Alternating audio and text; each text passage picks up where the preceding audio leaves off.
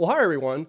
In my most recent video about the Washington Bridge in Providence, Rhode Island, I mentioned that I had some blockbuster news. So I'm going to deliver on that here today because I've got evidence that the emergency closure that occurred for the Westbound Bridge in December 2023 should have happened years earlier.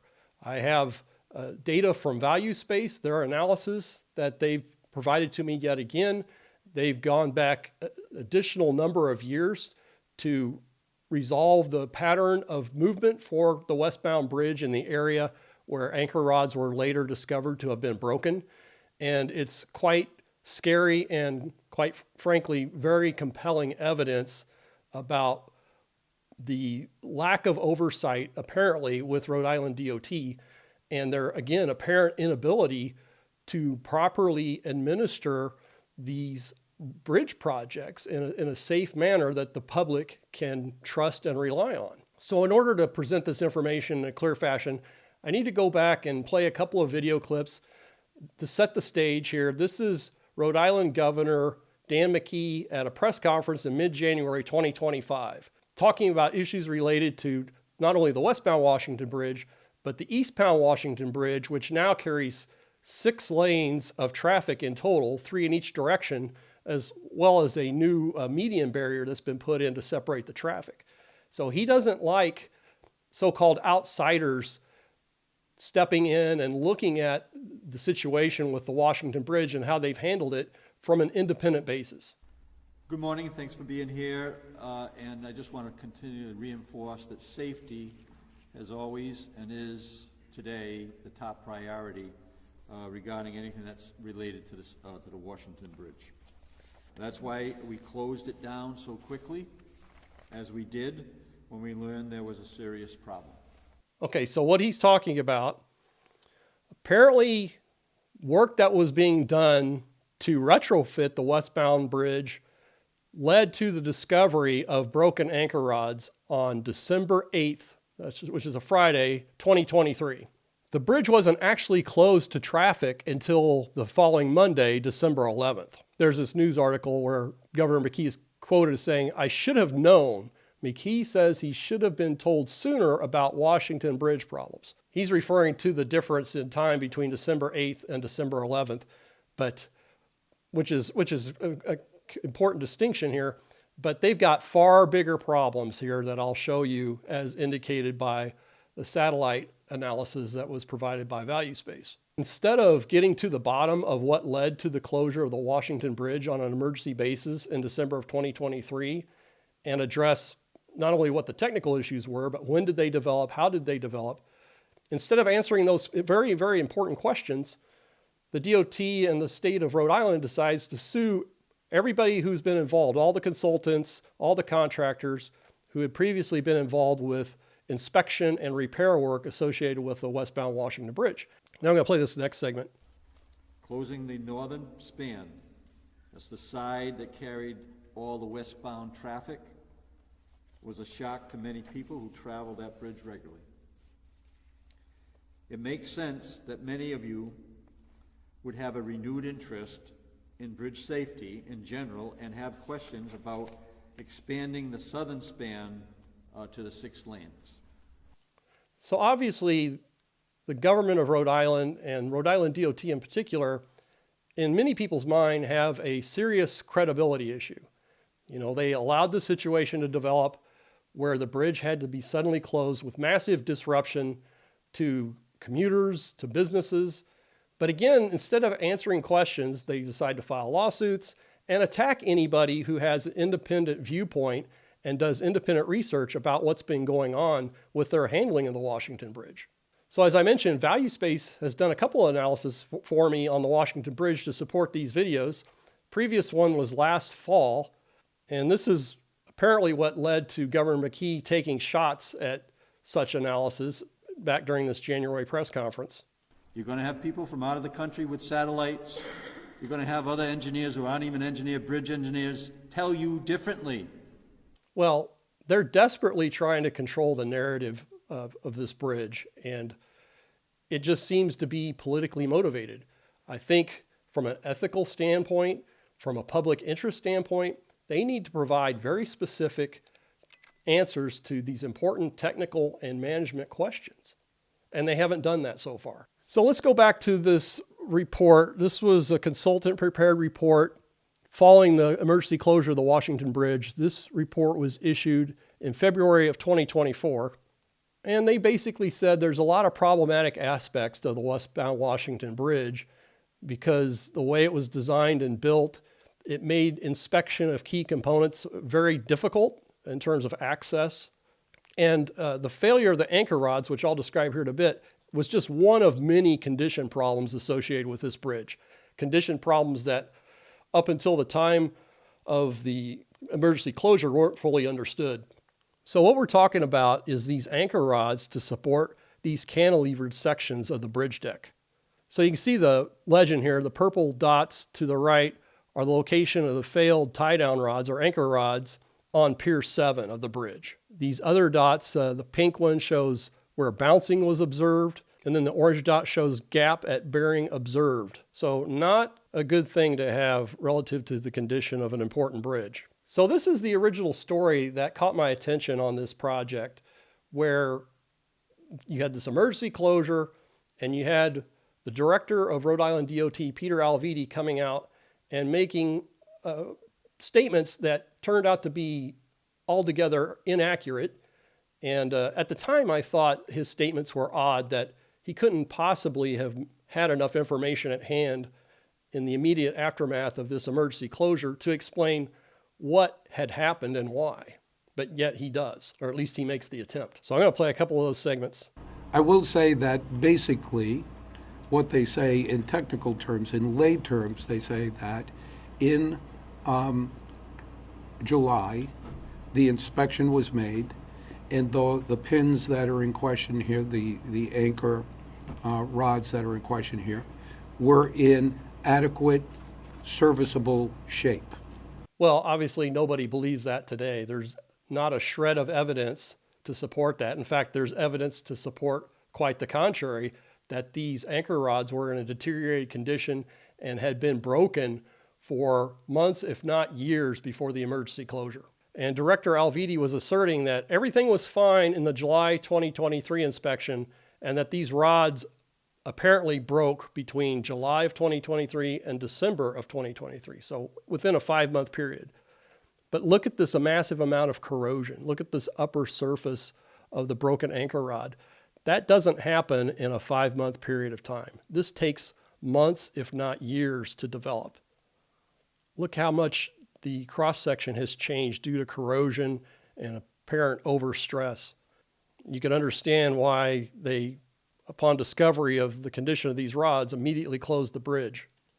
All of those mechanisms that we put in place actually worked out in this case, and everything happened according to the way it should.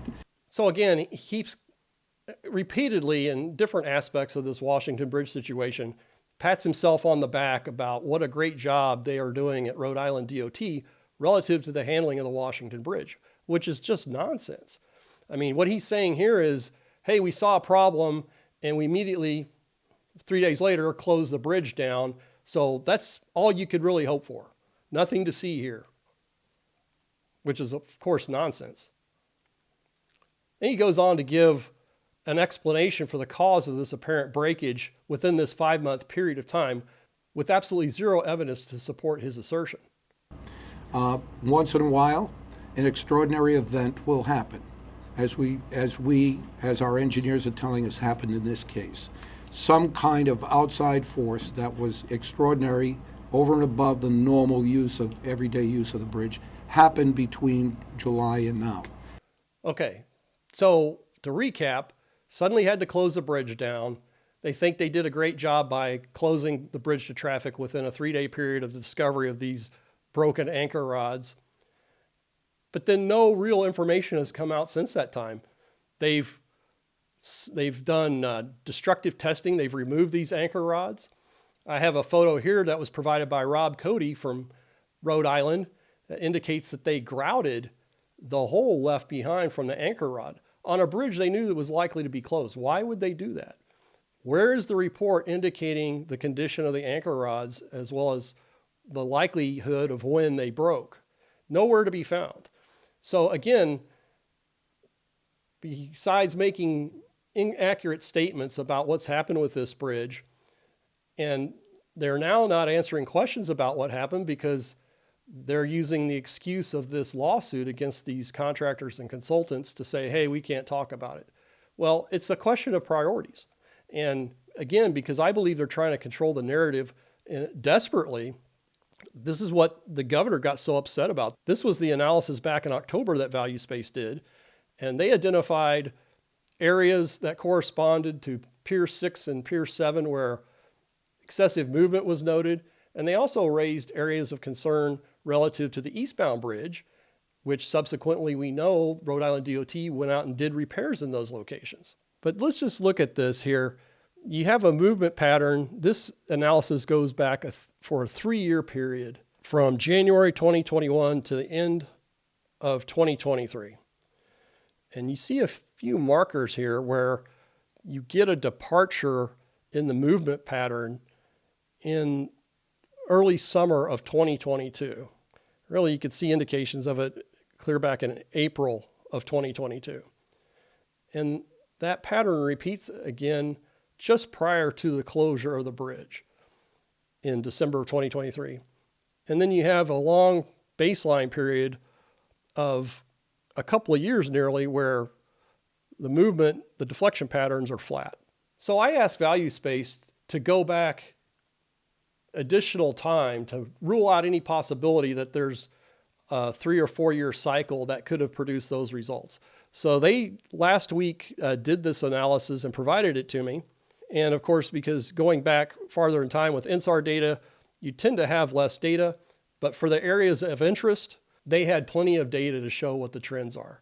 So they selected an area at Pier 7. This is the pier where the anchor rods were discovered to be broken.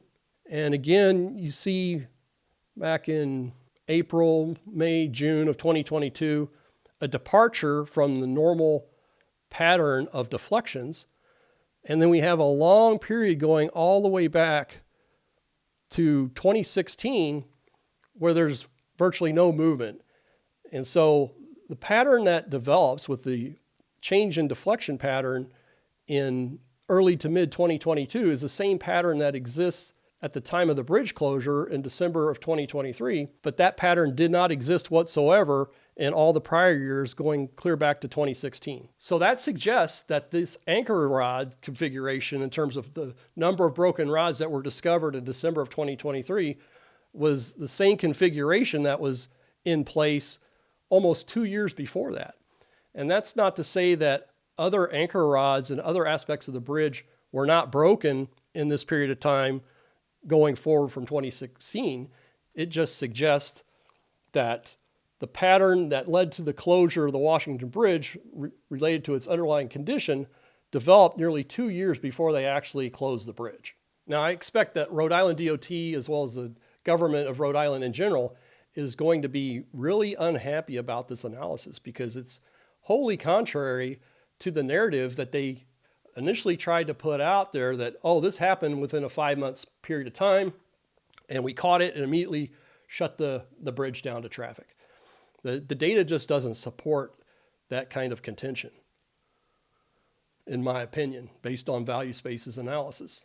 And then they did things like, I've talked about this before, but tried to show you, hey, see the anchor rod was intact in July of 2023 and broken in December.